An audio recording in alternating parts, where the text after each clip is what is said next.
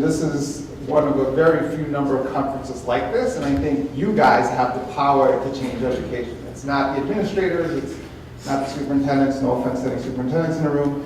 It's what you guys do with data that matters. Now, what I want to help you this morning is paint a little bit of a different picture in terms of what we should be using data for.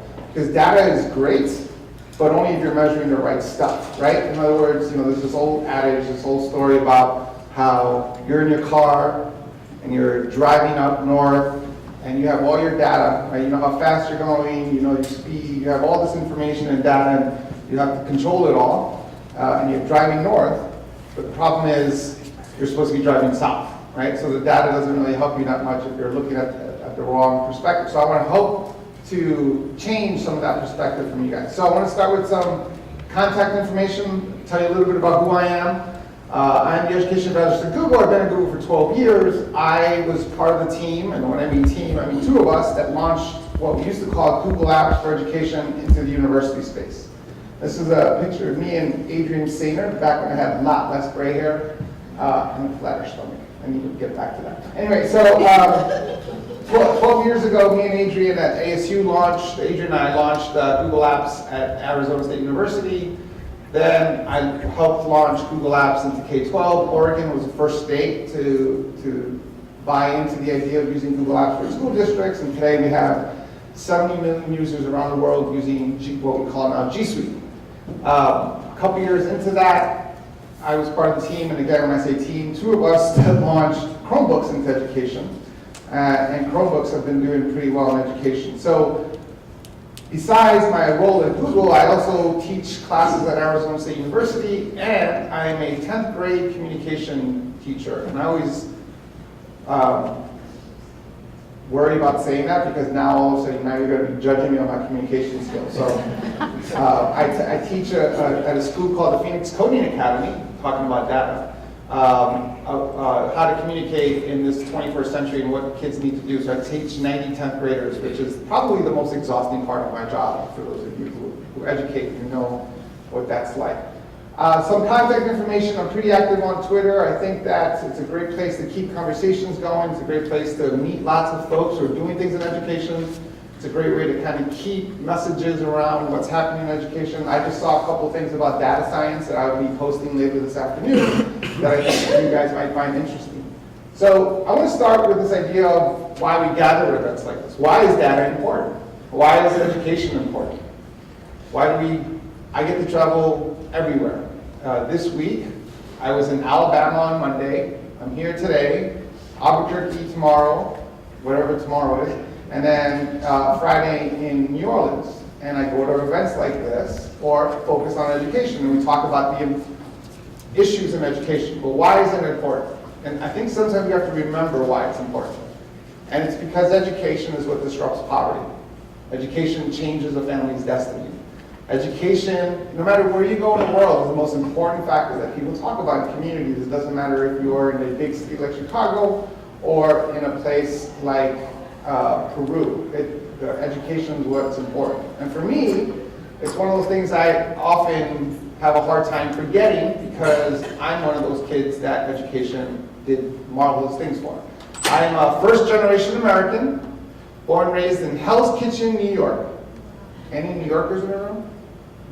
Oh, you're usually louder than that, so it's been a while. Huh? I'm pretty well behaved. Okay, you learned how to behave? Yes. Yeah, it's been I grew up in Hell's Kitchen from the 70s and 80s, which was not a great place to grow up. It was a very violent place, a lot of crime, a lot of issues. I was born there, that's my school, PS 2011, and I grew up with a single mom, on welfare and food stamps. And the reason why I get to stand in front of you is because of education. I went to high school, graduated, went to college, I graduated, went to graduate school, and I get to do this. And I've had some amazing milestones in my life that kind of illustrate and demonstrate the power of education. 2 years ago, 2 summers ago, the First Lady of the United States, Michelle Obama, called and asked me to participate in a program that she was running called Reach Higher, to get kids to think beyond just graduating high school, to get them to think beyond just what a college degree is, but to think about what their careers are going to be, to think about the use of certification programs and community college and all these things. And so she ran this program called Reach Higher, and she asked me to come speak at her event that she was holding at the White House for 200 kids and all the organizations that support kids that are growing up the way I grew up. And I said, let me check my calendar. I wish I was that cool, right? No, but when you get invited to the White House, you don't know what to expect. I had no idea. But when you walk in there, you feel like it's 1800, right? And you feel the history of the building, and it's probably the most nervous I've ever been in my life, and I've been married twice. So the experience, when you, at the end of the day, it looks a lot like this when you're speaking in the East Room of the White House, and it's surreal to the point where doesn't this look like one of those pictures you get at the state fair? Where they green screen you into the background? Actually, when I showed this picture, or I posted this picture, my friends weren't impressed that I spoke at the White House, because that's what your friends are supposed to be like. They were impressed that I owned a suit. That's what they were. That's what their comments were about. But that's the point, right? That's what the American dream's about. That's what we all work for, is that you can take a kid from Hell's Kitchen, New York, a hoodlum, and get them to speak in the East Room of the White House. That's the power that education has. That's one generation, right, that you can do that in. But here's the thing that we often don't think about. Whether you teach for 2 years, 20 years, 40 years, the impact that you have in education goes on for generations and generations. That the impact goes on for students that you will never meet in your entire life. Because now I have my kids. This is them. No, don't all them. You don't know them. If I told you when my 3-year-old called me the last time I gave her a bath and she wanted me not to get her out of the bathtub, but she called me. Anyway, there were so many mouths involved. Let's just say that. These are my kids. I have a 25-year-old, a 16-year-old, and a 3-year-old. Yeah. I can only handle one child at a time.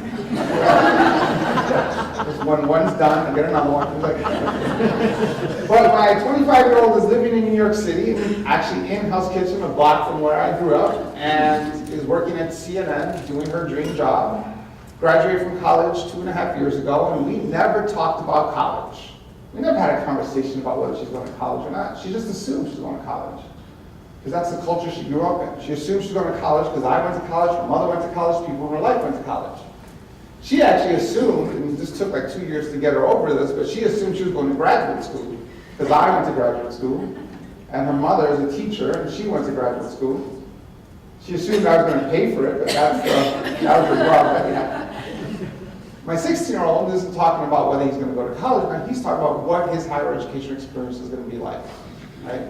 That's the real power of education, is that we have an impact on kids. They don't know that it's my 4th grade teacher, my 9th grade teacher, and the teachers in my life are the reason why they get to do what they're doing today, right? That's the impact that we have. And if that's true, then we should probably take education very seriously. And what we need to start with, when I talk about how we use data, is to start with the idea that we don't live in this world anymore. That we are no longer preparing kids for these jobs, that these jobs don't exist anymore. Now, I'm not one of those education reformers that are like, education is broken and teachers are terrible and all these issues, because I don't believe that. One, because I'm living proof that actually education works, so I can't be that way. And second, I understand the history of education and the fact that we've done some amazing things with education, no matter what our scores are at the end of the day. The graduation rate in this country in 1910 was 8%. The content that we teach kids today is so much stronger than it was even 20 years ago. Most parents won't admit the age they stop helping their kids with their homework because it's too hard for them. For me, it was 4th grade. I'm like, I don't understand that. The fraction thing, we got to do that. So I don't like to look at it from the education is broken. We built a superpower of a nation on the back of the education system, from the first schools we built in Massachusetts through the GI Bill and everything else that we built into education. The White House actually just announced $200 million for CS programs, and I'll talk a little bit about that as well. So we've done some amazing things with education. What I think is the better angle to look at this is to realize that what we need to do in education is take the best of what we know education is and bring it to the next level. and understand that we don't live in this world anymore, and that what we need to do is understand the world that we do live in and help our kids prepare for that future. Because at the end of the day, that's what we have to do. We have to help our kids prepare for the future. The problem that we're dealing with is that the future's already here. And a lot of that future has to do with computer science. The Bureau of Labor Statistics predicts there'll be 1 million computer science jobs available in the next 8 to 10 years. That number to me is soft. I think this impacts everything, especially around data science. It's not just computer science. It's not just coding. It's about the understanding of technology, understanding of computer science, understanding of the sciences behind what technology looks like. And this is in every state, every industry across the board around the world. This is the impact that it's having. It's also an economic issue. Because of the numbers that we have in computer science, for example, the average computer science graduate makes 40% more than the average college graduate. Here in Montana, the average computer science graduate makes about $64,000 a year compared to the average salary of about $44,000 a year. What's the impact to our communities if all of a sudden we can increase salaries by that much? And again, you might not think of Montana as a computer science place. You know, you think of California or New York or those things, but again, this is in every state I go to, across the board, this is what you find. I wrote down some numbers for you guys. Right now in Montana, not 20 years from now, right now, there are 519 open computer science jobs available. That does not seem like a lot, but when you compare that to the actual numbers of jobs available, that's almost 2 times the average of other industries. And in 2015, Montana graduated 75 computer science graduates. So you can see the gap between 519 and 75, and only 11% of them were female. In 2016, only 9 high school students took the AP Computer Science exam, right? How many took the AP History exam? How many took the AP English exam, or whatever AP program they did? And how do we fill that gap? Again, it's not that education is broken, it's that what we need to do is look at the next level of what education needs to look like to get us there. And when we think about the role of technology in all of this, we have to recognize and start with the understanding that we've been talking about technology for a very long time. Not just in education, across the board, right? I spent a lot of time on airplanes, and I think it's gotten to the point where airlines don't even, they've given up. They don't even tell you to put your phone in airplane mode anymore, right? They're just like, put your phone in airplane mode, and they don't care. Like, everyone's just sitting there on their phones anyway, but we've been putting technology on planes for a long time. Back in 1956, this is a hard drive that's being loaded onto an airplane. And you could lease this hard drive to do your data analysis, to do some computation, to store some data. You could lease this machine for $3,800 a month. This is 1956 dollars too. And it was a 5 megabyte hard drive. Right? Think about 5 megabytes in today's world, right? It's been a long time since we've done that, but it hasn't in terms of when we think about technology and education. We've been talking about technology and education forever. Motion pictures were going to revolutionize education in the 1900s. Television, where all we had to do was put kids in front of Sesame Street and everything would be great. In the 50s, and we've been talking about computers in education since at least the 70s, because I took a computer class when I was in 9th grade. And maybe the old people in the room like me will remember this. I took a programming class, and I learned how to program in BASIC, which we need to bring back, by the way, because it's the only programming language I still remember. I took a programming class in BASIC, and I learned how to, I wrote like 5,000 lines of code to make a bird fly across the screen on a Commodore 64. Anybody remember that program? Yeah. It didn't even look like a bird. It was just a squiggly line that just went back and forth. I'm like, that's not a bird. It's just a line that just flaps, right? So we've been talking about technology and education for a long time. So why is it different today on a global scale? Well, there's a couple of things that are going on. Back to my original thought is that we have so much research and data about what good education looks like. We know what good learning looks like. We know that it has to be relevant and engaging. We know it has to be personal. We know these things. We just haven't been able to implement them. You have all this data at your fingertips. You know how to make good learning happen. We just haven't been able to implement it until now. I think that technology is at the point where we can start taking advantage of that and help bring education to the next level. We don't even need to create anything new. We don't have to build anything new. All we need to do is, I challenge everyone to do this exercise in your free time. Take a great research article that you've read in the last 2 or 3 years, something that's research-based, not an educational week, but a real article, research-based article with the whole formulations and everything that describes to you what good learning looks like, and ask yourself, how do we use technology to bring these things to life? How do we use data to bring these things to life? That's all we need to do is go back into the research because we know what good learning looks like. So that's number one. Number two, unlike when I took that computer class in 9th grade, computers and technology and the cloud have wrapped itself around the core of everything that we do, and we don't even recognize it anymore. For example, how many of you have not used technology today? How many of you have not used the web today? My favorite answer is a teacher raised her hand. She's like, not me. I just check the email, but that's it. Like somehow the email was living on her phone. How long did it take us to get to this point?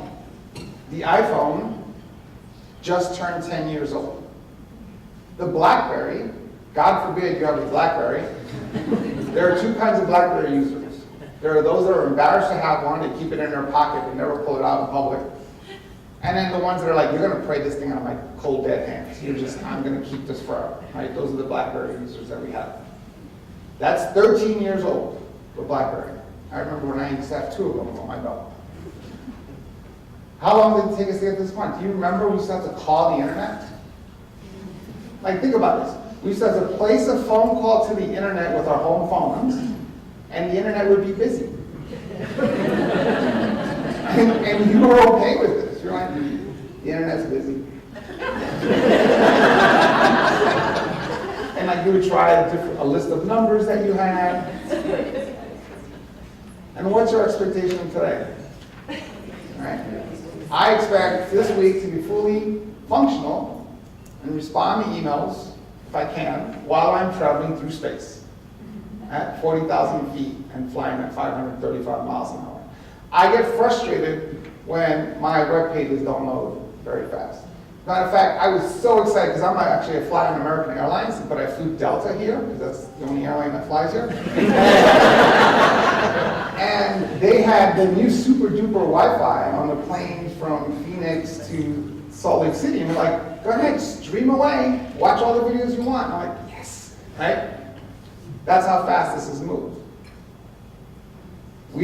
Our expectations of technology have changed, and we're the generation that was minding our own business when this thing called the internet showed up. Your life was perfectly fine before the web showed up. And if that's true for us, if we can't live without this technology and without the web and how it's integrated into everything that we do, what do you think that means to a generation of kids who don't know what the world looked like before Google? A generation of kids who don't know what the world looked like before smartphones and tablets and laptops. A generation of kids who don't know what the world looked like before Wi-Fi. It might be different in Montana because you have a lot more rural spaces, but most kids, if you say to them, hey, we're gonna go stay at a place that doesn't have Wi-Fi, they're gonna look at you like you are weird. They're gonna look at you like, what is wrong? What? Are we staying in a cave? Where are we going? I don't understand. They don't understand the world before the internet and the web. How do we take advantage of that? I'm not saying that this generation is different than we are. I'm not saying that they're wired different. I would be careful of anyone who would stand in a place like this and tell you that this generation is different, that they're wired differently. I've seen articles that tell you that this generation is born with the ability to use technology. No, they're not. They can multitask and do 2 or 3 things at the same time. No, they can't. They do 2 things at the same time poorly, just like you do 2 things. That's why I stop talking whenever anyone's looking at their phone. I just stop talking because you can't physically do that. But how they think about learning has changed. It has fundamentally changed from the way we look and think about learning, and we have to make ourselves conscious of that. We have to remind ourselves of that on a daily basis. We learn in a different way than they learn. Give you an example. This is my 16-year-old when he was 13, coming into my office, showing me his lines of code.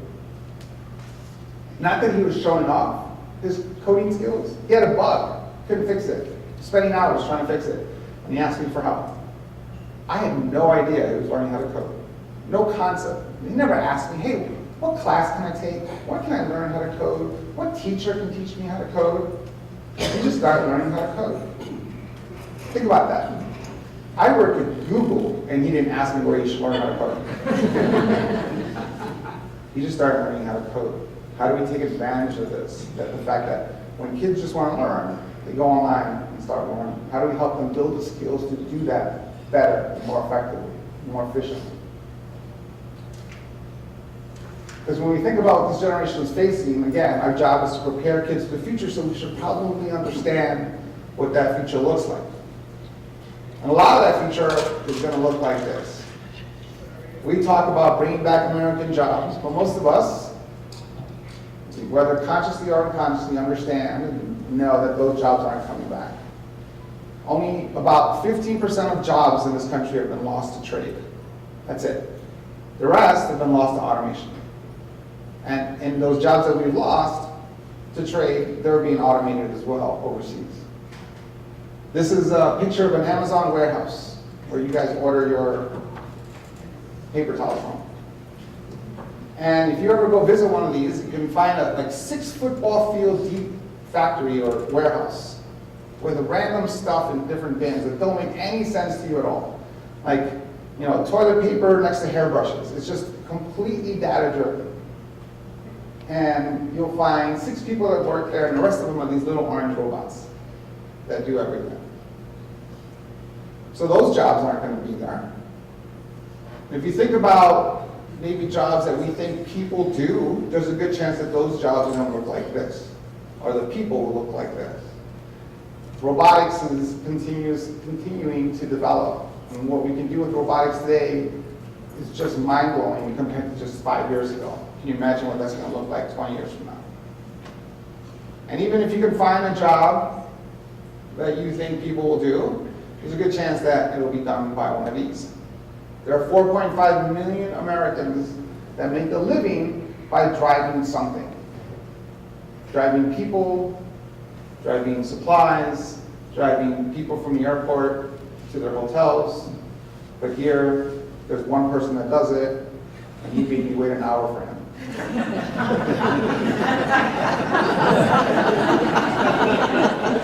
Anyway, that's a personal problem. I ended up renting a car, but that's a whole other problem. But you could buy a self-driving car today. You don't have to wait 10 years. You can buy one today.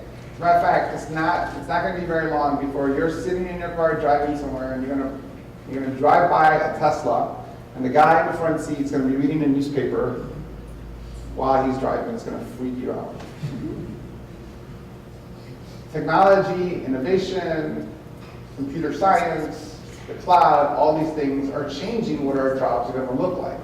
And this is I don't usually use a lot of busy slides, but I think this one's important to put up there in terms of what's going to be automated. Now, here's the thing that we have to think about. Often when we hear the word automation or robotics, we think that all our jobs are going to go away, or we think that, lower level jobs are going to go away. The truth is, all our jobs are being impacted by technology or automation, and it's been that way for a long time. Right? The first time a farmer used a tractor, he was using automation. The first time he used a watering system, he was using automation. The first time you went into an office and used a calculator, you were using automation. You were complementing the technology and the innovation that was happening in the workspace, and that's going to continue to go. And you can see here that it's impacting all jobs.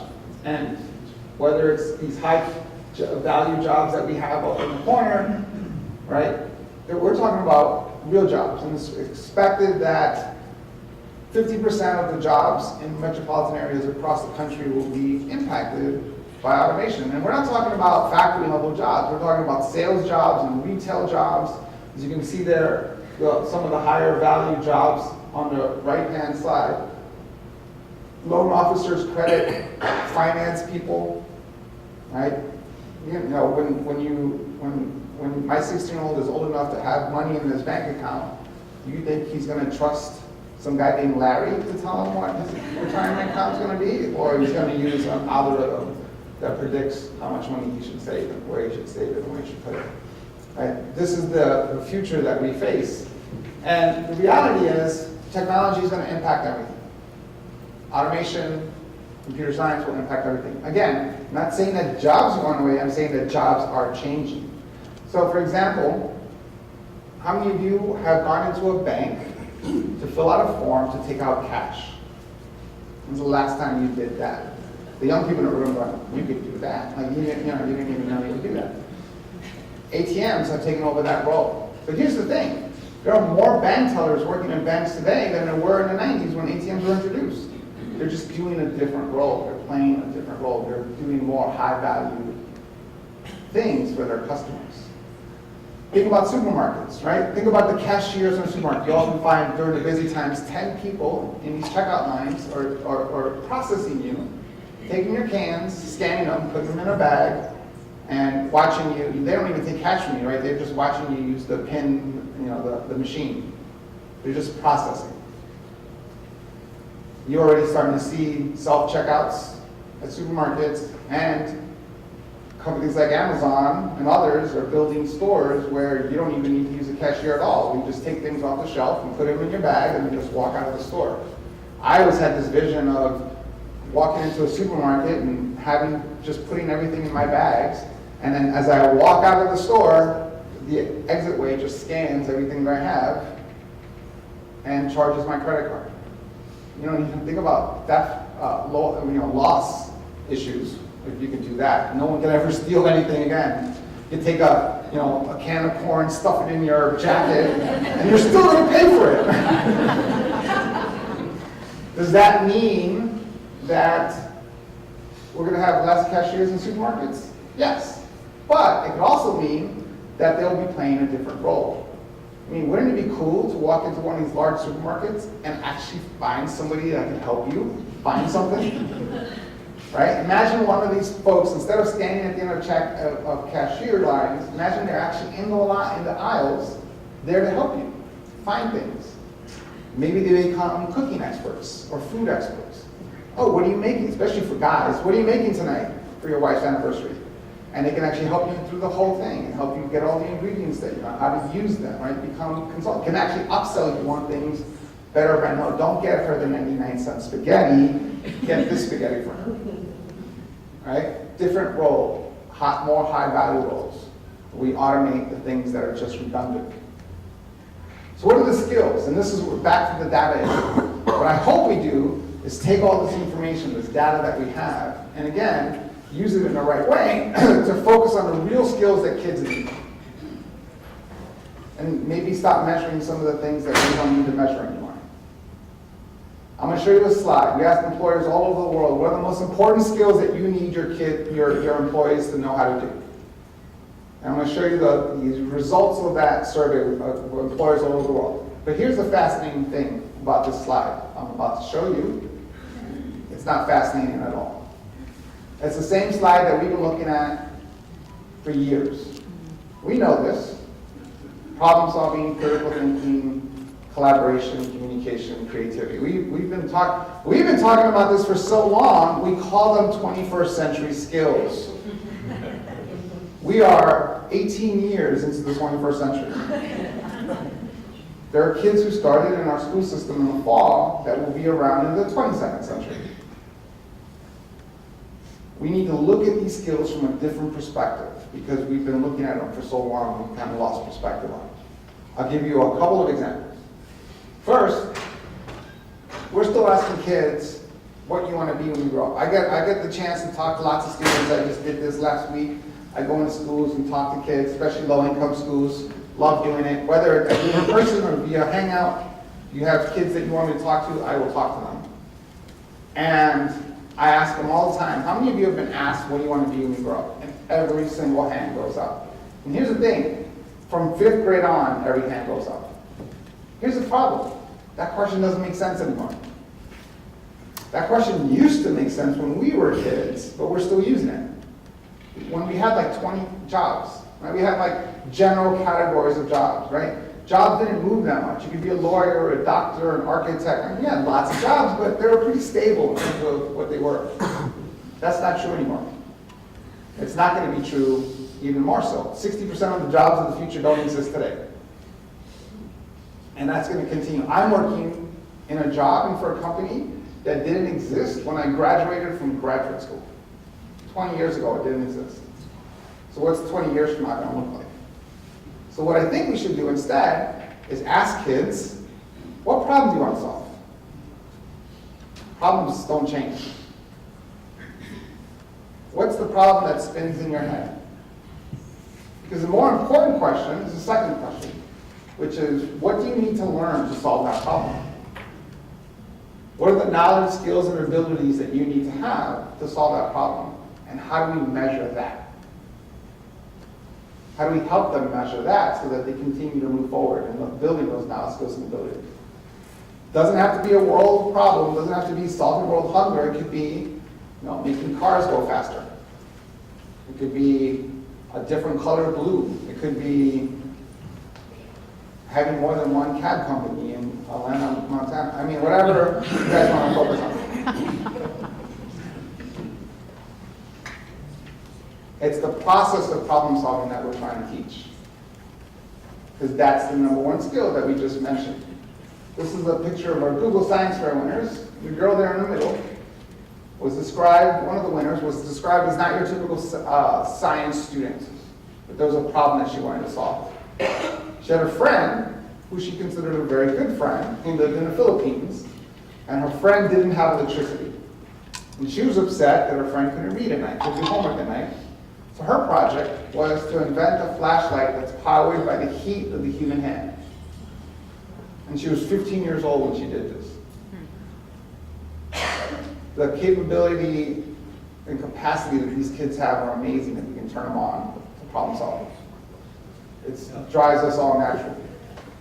It gets us closer to what Daniel Pink talks about in his book Drive. I don't know if you got a chance to read Drive.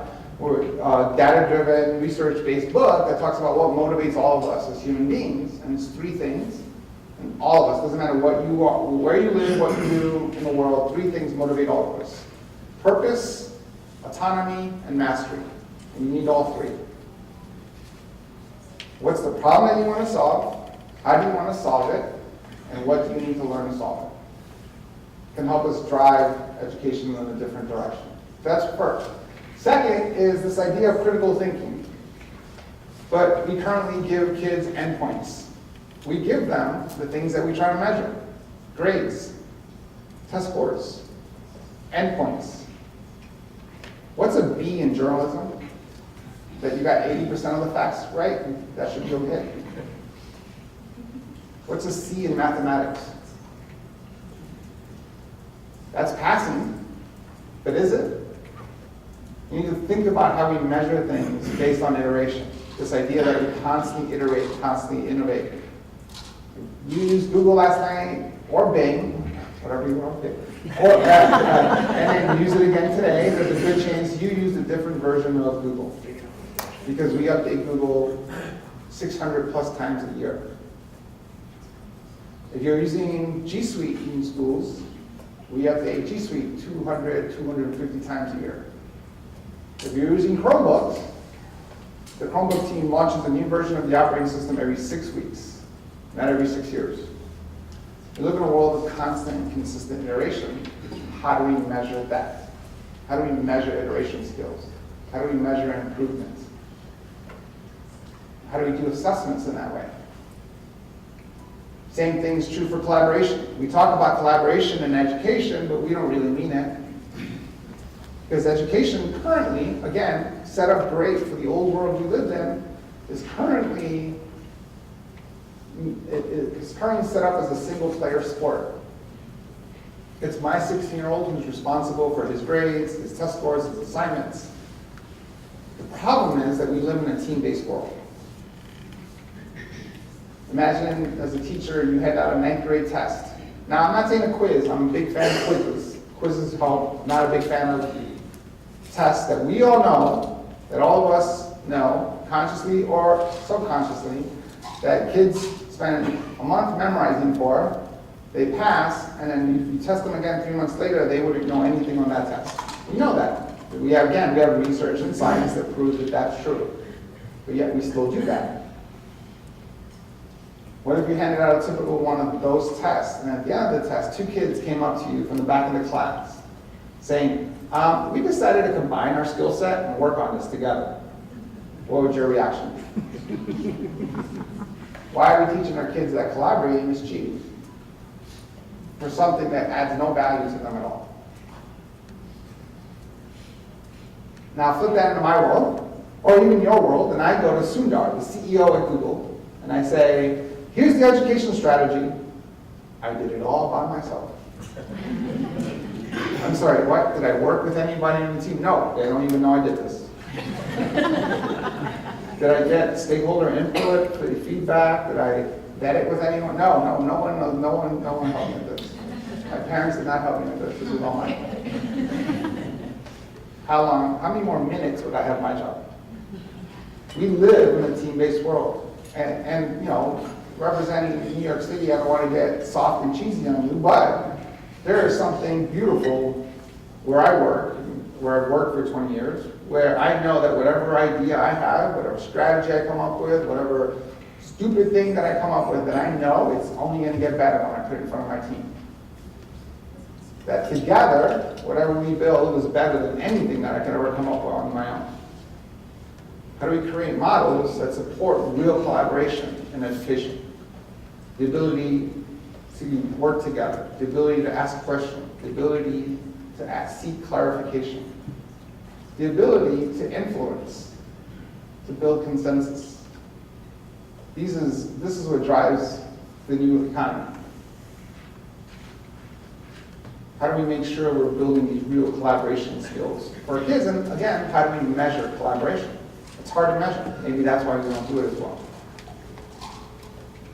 Then we want to make sure that we're building strong digital leaders, and I would start here. Again, just because these kids were born with technology doesn't make them technology experts. How do we create real digital leadership? Considering what they're facing in terms of the communication that's coming at them. 3.8 million Google searches every minute, 1.8 million snaps on Snapchat. I don't know what they're doing, but they're doing that. 46,000 pictures on Instagram. 400 hours of video gets uploaded on YouTube every minute. How do we help our kids sort through all that? How do we teach them to become digital leaders? To be mini digital scientists, data scientists? How do we help them do that? If they're not learning how to do this in school, where are they going to learn how to do this? Something that frightened me was, and I would encourage all of you to read, is a Stanford study on the fact that 82% of elementary school kids couldn't tell you the difference between a sponsored website and a news site. 82% can't tell you the difference. Those kids, those elementary school kids, one day are going to grow up and they're going to be 21 and they're going to come work for my new company. And I'm going to ask them to put together some financial data, some research for me so I can present to investors, and I'm not going to know if it's real or not. And I'm going to get arrested, and it's going to be your fault. How do we help them build these digital leadership skills? And for you guys, how do we measure digital leadership skills? How do we measure what's really important facing the economy that we're facing? So what I think we need, again, isn't to blow up education, it's just a culture shift, to think about things from a different perspective. For example, we're still having debates, back to the testing idea, about whether kids should memorize things or not memorize things.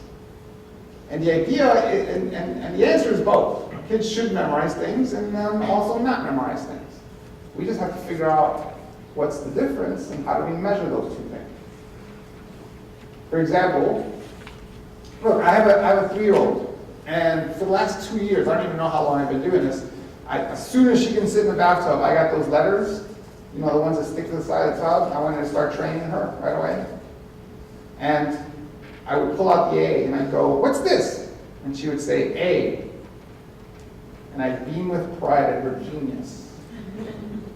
And then I pull out the B and I go, what's this? And she'd look at me and go, A. I'm like, all right, we gotta work on this. I want her to memorize letters and numbers and pictures and words and facts and figures and lots of things. But at some point, we have to ask ourselves, how do we help kids take all that information and actually convert it into intelligence, which is what you guys are doing. How do we take data, how do we take information and convert it into real intelligence that we can use? You know, one of my favorite statistics, especially in this age of patriotism, is that only 7% of Americans can name you the first 4 presidents of the United States. And that was written as a bad article. Ooh, the 5 minute just changed. Everyone got serious for a second. Maybe because I can point to one of you and ask you to name me the first 4 presidents, and if you don't know, you're going to be embarrassed. I can see the nervousness on someone. And then other people look at you after the conference and say, there's the guy who didn't know who the first 4 presidents were. And they laugh at you and make fun of you, even though they didn't know who the first 4 presidents were. Or I can give everyone in this room 30 seconds, and all of you can tell me who the first 4 presidents are. Information is a commodity. It has no value on its own. It's what we do with that information. So the question, or the test isn't, can you memorize the first 4 presidents and list them out on a test and not remember it 3 months from now? The question is, what are the 3 things the first 4 presidents agreed on? What are the 3 things they disagreed on? Who won those arguments, and how did that shape our country? I bet you 20 years from now they'll remember who the first 4 presidents were. It's asking ourselves, how do we change what we measure? It's asking, how do we change this idea of the data world that we live in? The good news is I'm starting to see the shift happen across the globe, here in the United States as well, where kids are working together, collaborating, where technology is there to support and enable what they do. Technology is not the silver bullet. Technology is there to support and enable great education. We need the new learning models where kids are driving learning and teachers are there to support and enable what they do, where kids are driving what they're curious about.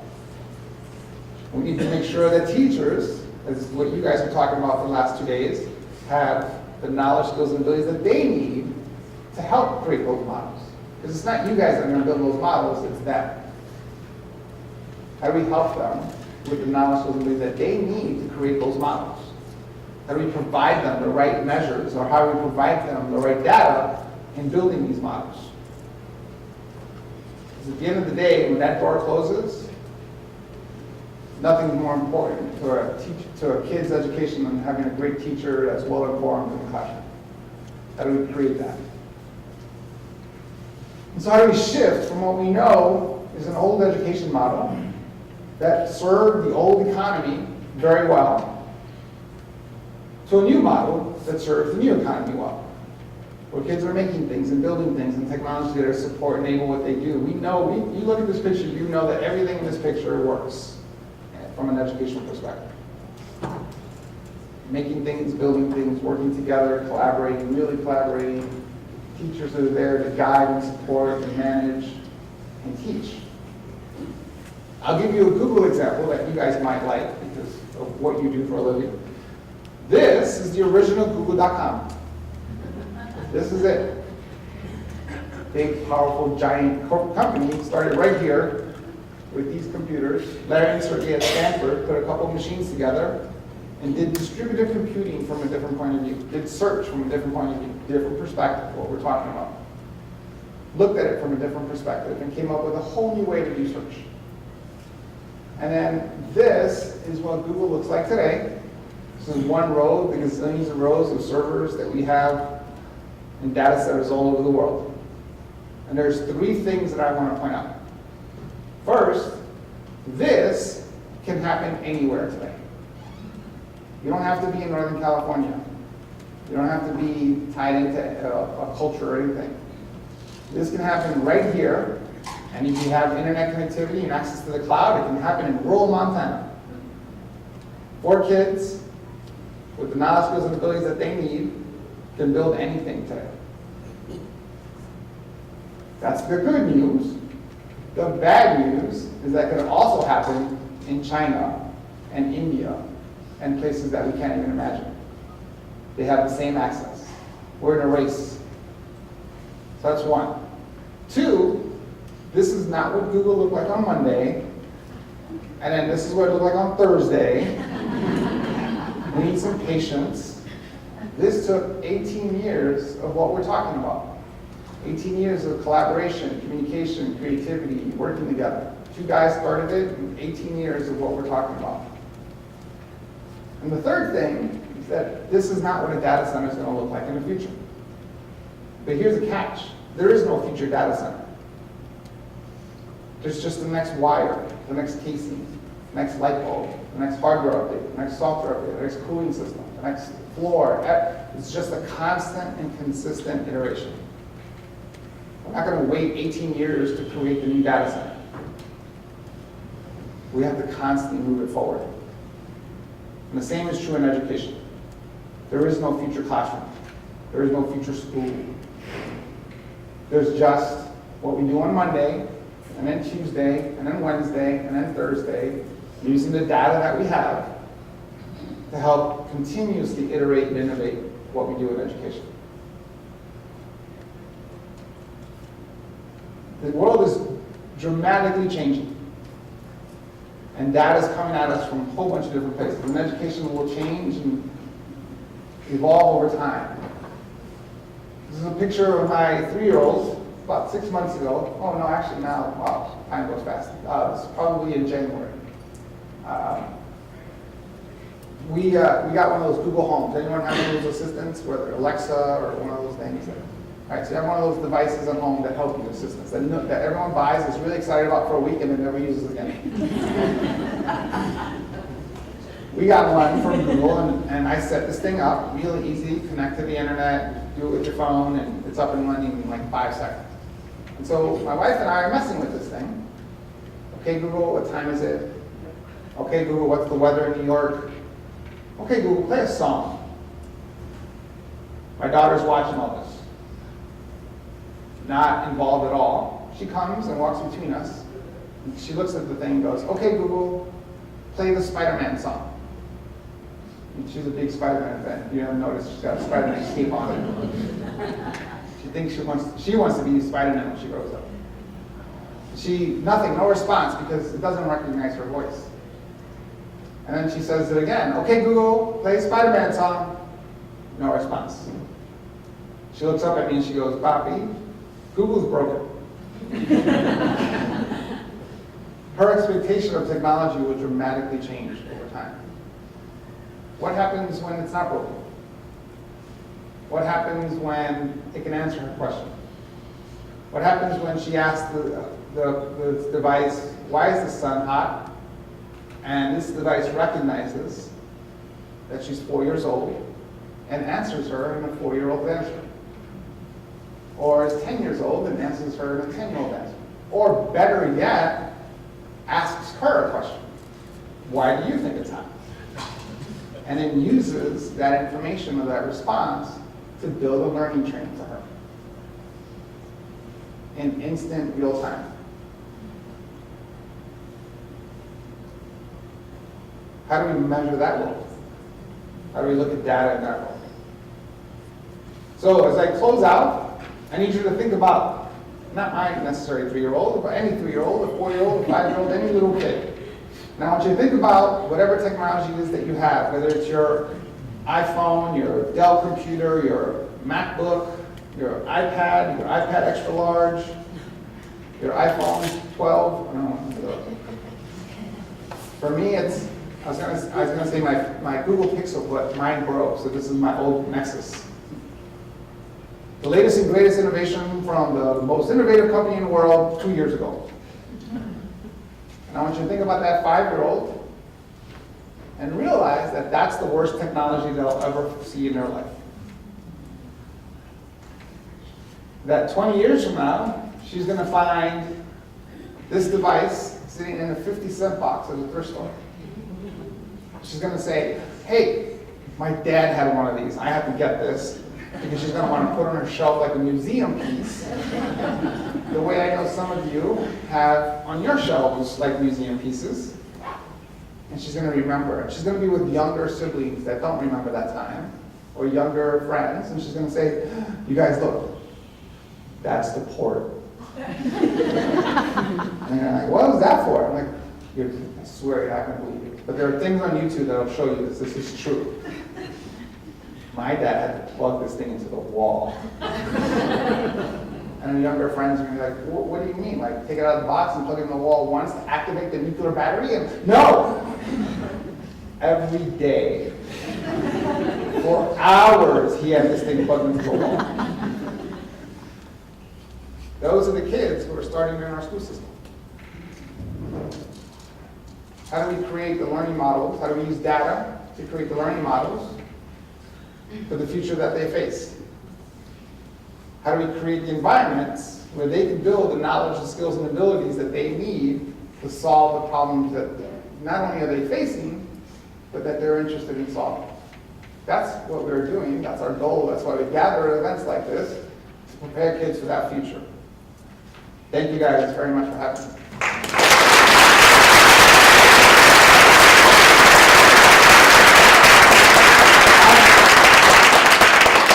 This is exciting for me because usually there's like 5,000 people in the room, so I don't ever get a chance to actually want to see everyone's face. And two, answer any questions that you guys have. So you tell me when to cut off, but if anyone has any questions or thoughts.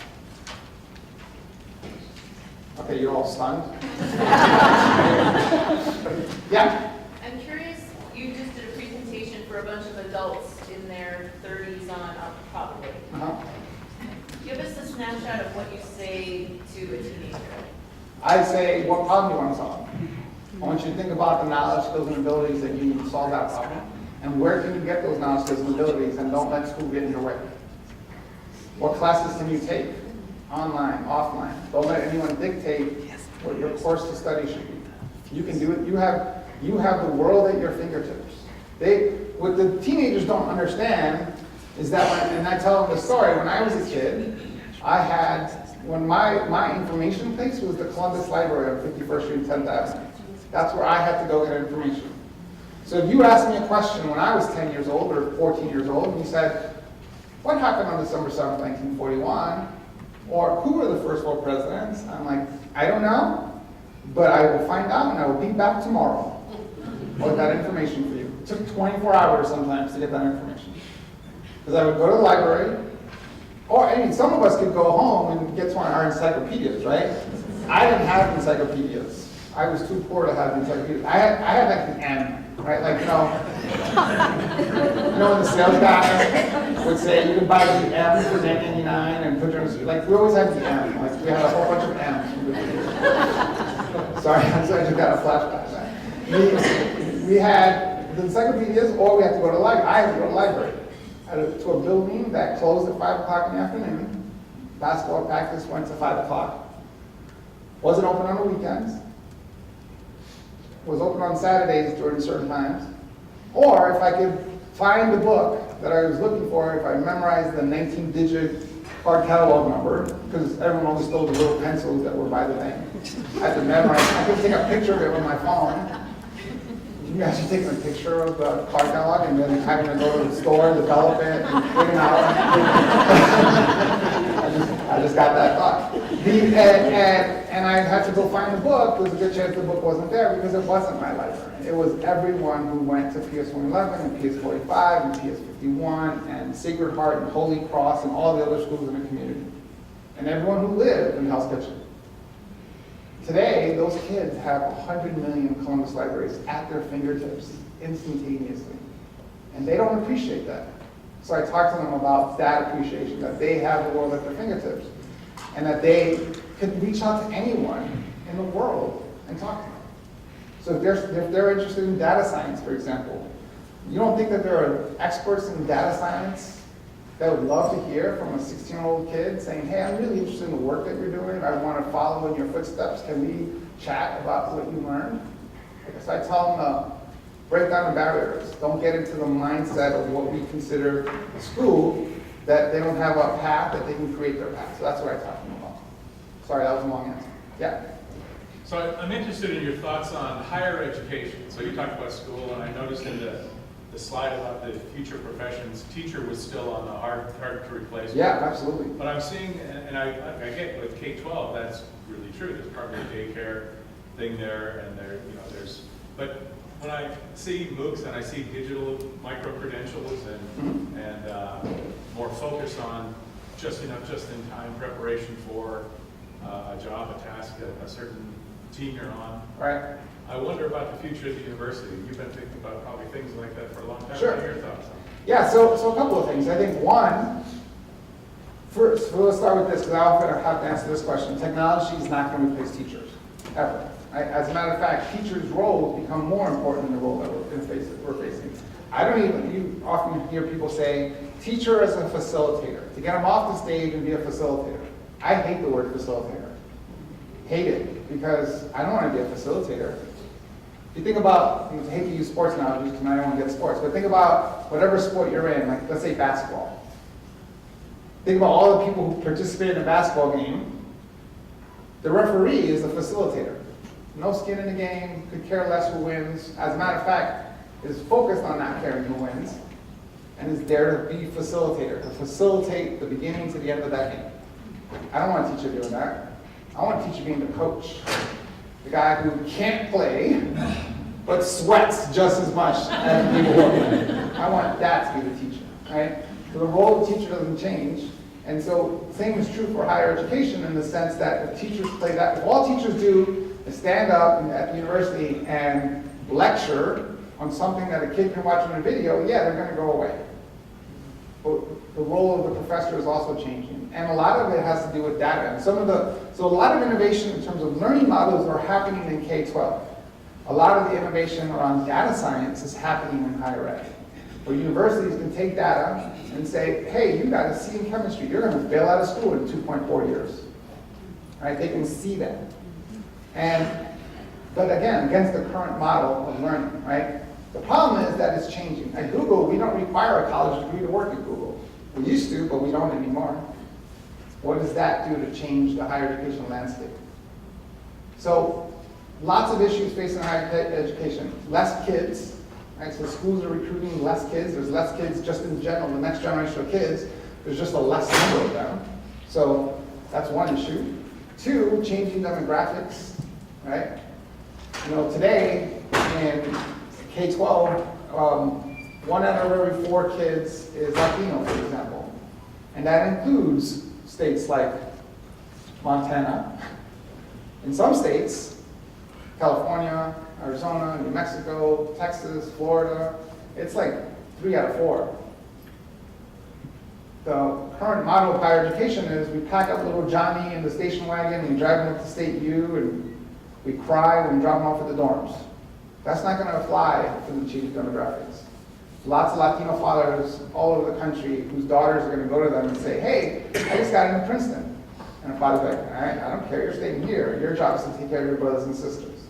How do we bring higher education to that? Right? What is the change? So there's lots of issues that they're facing, lots of work, but I would say that they're starting to think about that from a data perspective on how they manage that. But yes, absolutely the role of higher education is changing. So I see, you mentioned not replacing teachers. I like to say replacing teachers. So re-place. Yeah. Teachers move to a higher place where Sure. they're working on the higher order skills, evaluating team projects and team collaboration and things like that. So if we could elevate the teacher's role, but Right. still I think they'll be coming for shorter things like Stanford 2025.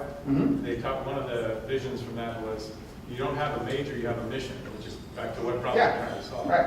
And then universities might end up putting together sets of things that aren't as big as courses or as big as degrees, Right. but are appropriate right size. Right, and actually, and we didn't even talk about the new generation, Generation Z, right? Those that are between the ages of 4 and 16 and what their expectations are. 70% of Generation Z kids don't want to work for you at all. They want to do their own thing, right? And that changes things. Only about 11% of Americans run their own businesses because it was hard to run your own business, right? You needed inventory and cash and all this. Today, 2 kids with 2 laptops can start anything, right? So it changes things. My daughter is working at CNN, and this is her first job. She worked all through college, not at a job, on projects, right? So it's different what's happening in the space. So the changing demographics, the changing expectations of students. We went to college It didn't matter what we majored in, as long as we went to college, right? Like, how many people do you know that are working in a field that have nothing to do with the degree they got, right? And that's not true anymore. This generation expects their degree or their certificate or whatever it is that they're learning to be tied to outcomes. So how do we create higher education models for that? So yeah, lots of change. I get to speak at higher education conferences as well, and that's what we talk about. We talk about, you know, the title of my presentation is Generation Z is going to college and you're not ready. Because they're not.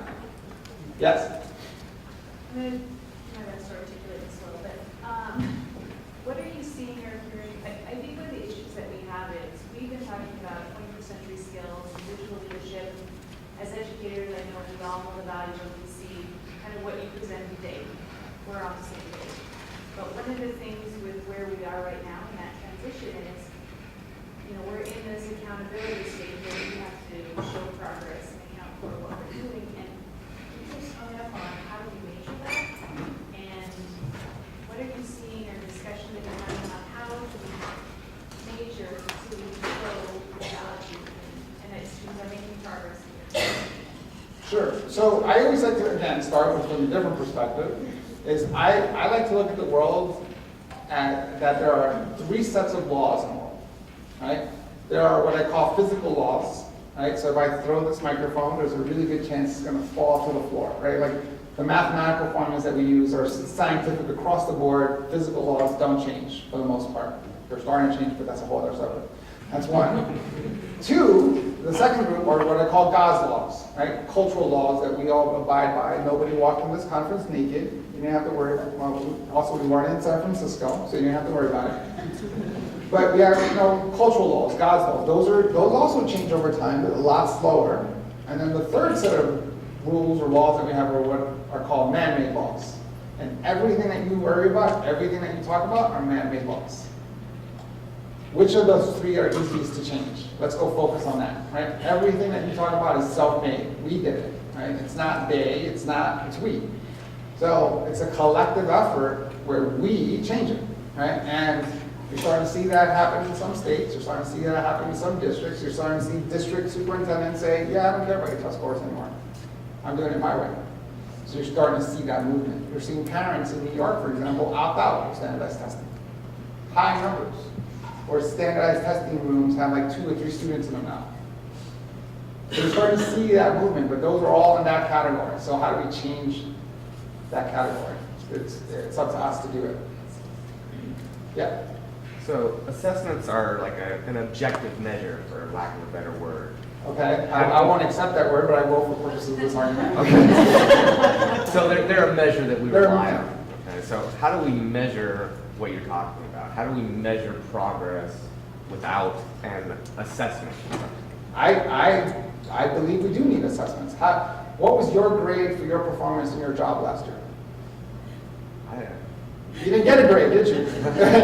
But you were assessed, right? So hopefully you got a performance review, right? That told you what your strengths were, told you what your areas of improvement were, put you on a path or a guideline of how to get better at it. And now this year can evaluate how you did against last year, right? So we do that currently. We do that at Google. I don't get a grade, right? But someone's assessing me and my skills and what I do. We always do that. So it's about finding the right measures. Just because they might be harder or more subjective, because subjective isn't necessarily a bad thing, then, you know, I think I'm a communication expert, and if you want me to see your communication skills, I can probably give you a very subjective assessment of that based on me, right? Based on what I believe. It doesn't have to be objective.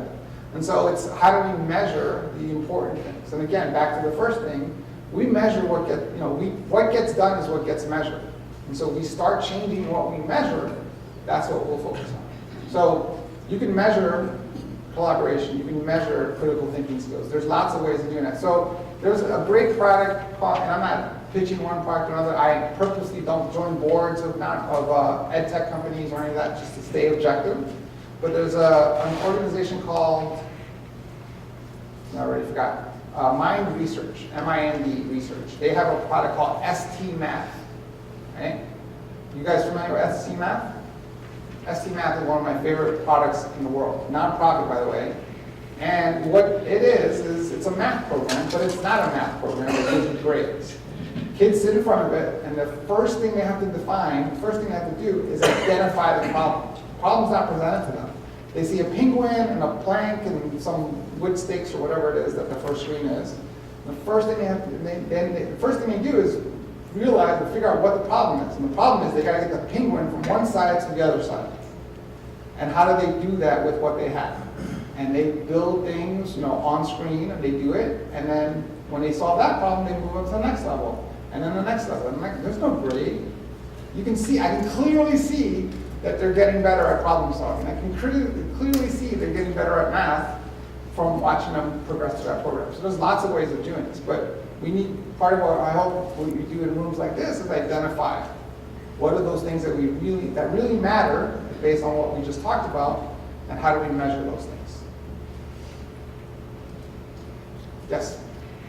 So what would you suggest in the education arena when you have children who can't read to a certain level or calculate to a certain degree? 10th graders who haven't developed that skill. Right.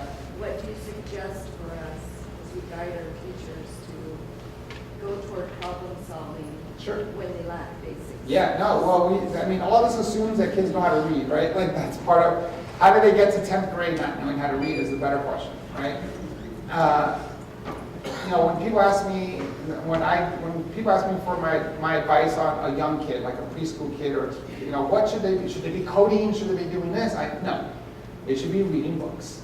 And they should be reading books, and reading books, and reading books, and reading books. And not to be measured against reading those books, but just reading. And I don't care. My 6-year-old goes to a really hard high school, and has lots of homework that I'm not a big fan of, but we can get into that. Has lots of work to do, and just bought Stephen King's book, It. Right? Have you ever seen a physical copy of Stephen King's It? It's like that big, right? We have a rule in our house. You can buy any book. You don't have to ask permission to buy books. You can just buy. You can order books whenever you want. We've had that rule forever. It's this constant reading. So I would say to reevaluate what we're doing in pre-K, in kindergarten, in first grade. And if they're not just reading the entire time, they're doing it wrong. Right? At the end of the day, it's reading and writing, and the same is true for math, right? Math, but not in terms of memorizing formulas so that you can pass the test, but the application of mathematics in what we do. So if you're looking at a 10th grader that can't read, I would spend the rest of the year teaching him or her how to read. And just get that down. And no matter what their standardized test scores are, or what, just give them the gift of reading, the ability to read, the love of reading. And don't measure them on it. Just measure how many books they read. That's it. And reward them for that. But just reading is the most important thing. So yeah, let's make an assumption that by 10th grade, you're reading a book a week. And not tell them what to read. I hated that. How many of you hated that? Like, you must. Oh, I'm not here. How many of you read books and you're like, I don't want to read this book? And give them a list of books to pick from. Let them have ownership of it. Back to the whole thing of autonomy. They have to feel autonomy. The Stand. I've read, and I'm actually writing a book right now. I've read thousands of books. And my favorite book in the world is The Stand by Stephen King. I can teach a class on The Stand. Anyone read The Stand? I can teach a class on The Stand in terms of politics, culture, society, good versus evil. There's great books to read. Yes? I'm going to push back on the question that was just asked. Yeah. Because I feel like your answer was, let's go back in time and remediate these kids at an earlier age, which early investment Sure. we know is helpful. But what do you do for the really remedial kid then that does not have that family structure to incentivize reading? It's easy to say, let's do this at a household level, but what do you do at the school level?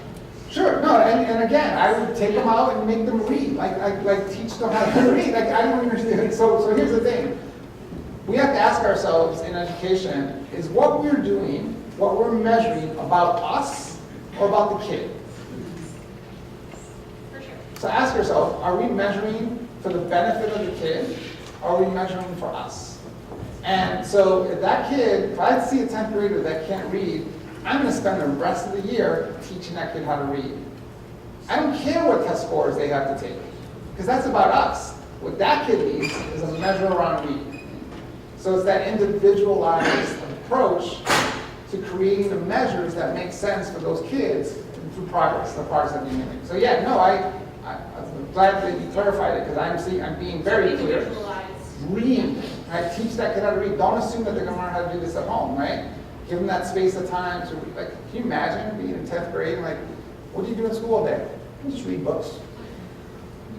I've learned how to read. I'm better at it now. That's gonna prepare them better than any standardized test you're gonna give them.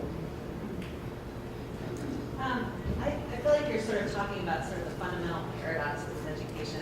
I work in education research, and I work in for work.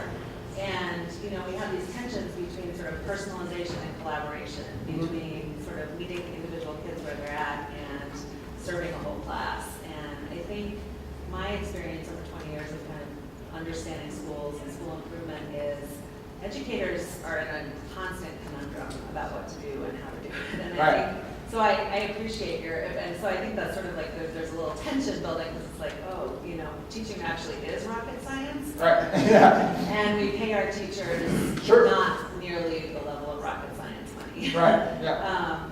So I'm just curious, kind of like bigger picture, kind of what Google's role is or is not in sort of this national conversation around Sure. some of this policy stuff and some of the like teacher salary project or like elevating educators, because what you're asking of teachers is bigger than I think what the system. So a couple of things about that. One is I've worked in 12 years working in the education space.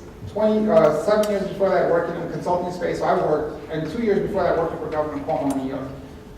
So I've worked in government. I've worked in nonprofit space. I've sat on boards in nonprofit space. I've worked in finance. I've worked in banking. I've worked in healthcare. I worked 9 months at United Health Group in Minneapolis. And I've worked in education. And I can tell you, out of all that experience, there is no more passionate or dedicated workforce than teachers, period. Not even close. You know, they show up on Saturdays, and who in the finance world or healthcare cries when they start talking about the work that they do, right? So turn them on, right? They're not becoming teachers to become multimillionaires, right? They have a purpose. Now we just got to give them autonomy, right? So I'm part of a school that we helped build in Phoenix called by the way, all this works. Everything I'm talking about works. So there's a school in Phoenix called the Phoenix Coding Academy. That's the school I teach at. And this was an idea that I had based on all the things that we just talked about 3 years ago that I pitched to the superintendent and said, hey, we can build a new kind of high school. Let's take computer science and embed it into all the subjects, right? So it's computer science and biology, computer science and history, and computer science and art. It's in all the subjects. It's the project-based language that kids learn at this school. It's what they use to work on their projects. And and this is not a private school, it's not a charter school, it's not a Google school, it's a regular high school inside the Phoenix Union High School District. And it's not a select school. We have an application process, but we don't look at grades, we don't look at test scores, we look at passion. We look at what do you want to do with computer science? What's your level of computer science? And we take everyone from, I have no idea what computer science is, to I've built my own servers, right? And we take every one of those kids. And how did we create that model, that learning model that we built?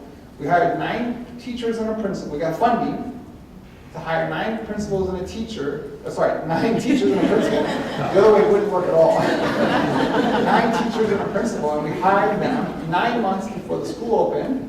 And we said to them, you're not hired, you're official teachers, full-time teachers, with no kids, and you're going to teach to the biology teacher. We said, you're going to teach biology and computer science at the exact same time, and here's a blank sheet of paper. Good luck! And we left them all. And they built it. And then they did it for 10th grade, and now we're going to do it for 11th grade. So we started with 9th grade, 10th grade, and 11th grade, and everything I was talking about. There's no homework at the school. There are no grades at the school. And we're trying to get rid of the standardized tests, right? and we're trying to create new kinds of assessments. I'm teaching a communication class there, and I have to give them an assessment with no grades.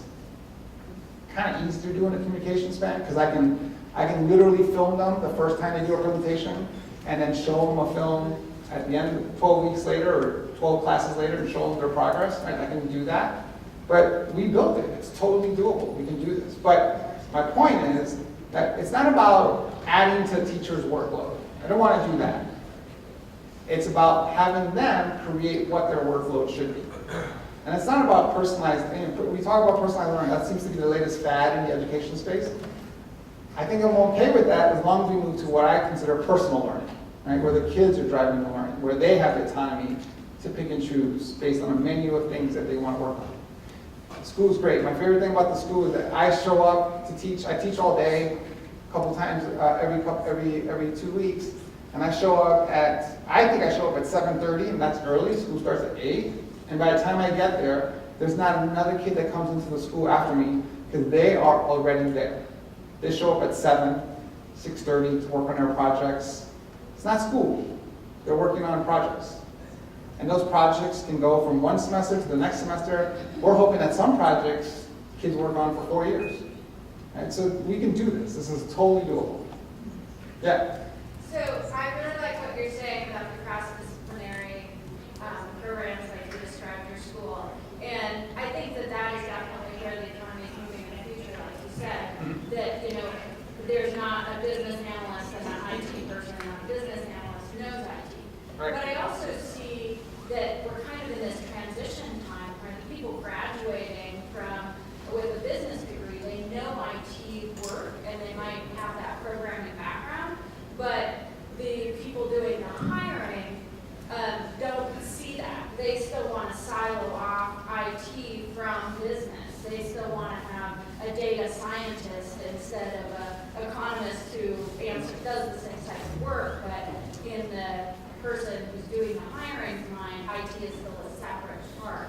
So when we're moving people through schools where it is cross-disciplinary, how do we get to communicate to employers that this is a hireable skill and that they have those IT skills that are needed, especially when we continue to silo off IT programs? Right.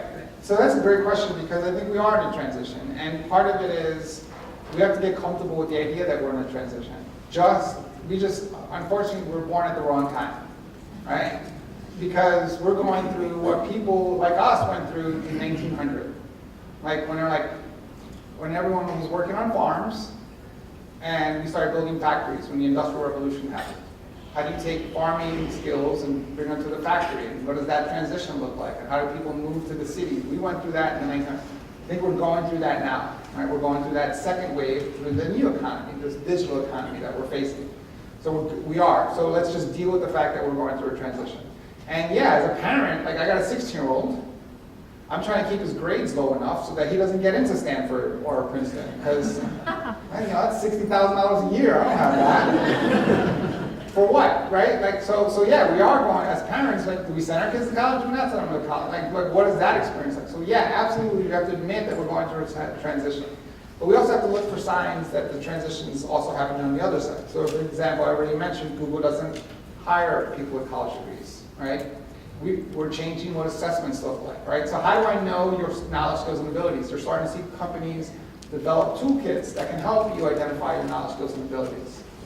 Right? If you say, right now, think about the interviewing process. Even at a company like Google, we're still using the same process that we used for 100 years, which is the guy shows up in a suit that he rented, and like I do, and he sits there and we interview him, right? We play gotcha. We try to stump him on questions. We ask him questions that he's already prepared for. That doesn't tell me anything, right? It's ridiculous, right? So we're starting to see a shift in what those interviews look like, where I can do an assessment, like show me your credentials, show me your capabilities. Let me do an assessment. I don't even test you. Yep, you're good.